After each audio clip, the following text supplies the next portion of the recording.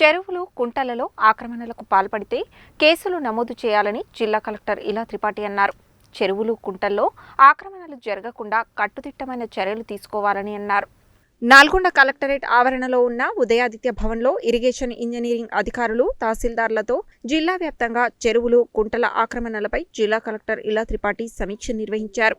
గతంలో జరిగిన ఆక్రమణలను తక్షణమే అరికట్టాలని, కొత్తగా ఎలాంటి ఆక్రమణలు జరగకుండా చర్యలు తీసుకోవాలన్నారు. ఇకపై జిల్లా వ్యాప్తంగా అన్ని లేఅవుట్లు, పర్మిషన్లను నీటిపారుదల శాఖ పూర్తి స్థాయిలో పరిశీలించిన తర్వాతే ఇవ్వాలని ఆదేశించారు.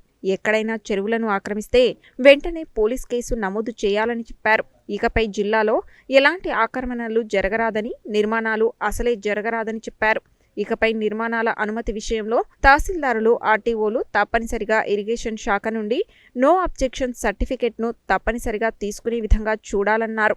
లేఅవుట్ పర్మిషన్లు, ఇంటి నెంబర్ల విషయమై ఖచ్చితంగా వ్యవహరించాలని స్థానిక సంస్థల అదనపు కలెక్టర్ను ఆదేశించారు. మిర్యాలగూడ డివిజన్లో ఇరిగేషన్ చెరువులకు సంబంధించి సర్వేను త్వరితగతిన పూర్తి చేసి జియో కోఆర్డినేటర్స్ తయారు చేసి ఒక మోడల్ డివిజన్గా తయారు చేయాలని సబ్ కలెక్టర్ నారాయణ అమిత్ను ఆదేశించారు. రెవెన్యూ అదనపు collector J Srinivas, sub collector Narayana Amit, Devarakonda RDO Ramana Reddy, జిల్లా ఇరిగేషన్ అధికారి Parvatheeswara Rao, survey land records AD Sujatha, తహసీల్దారులు హాజరయ్యారు.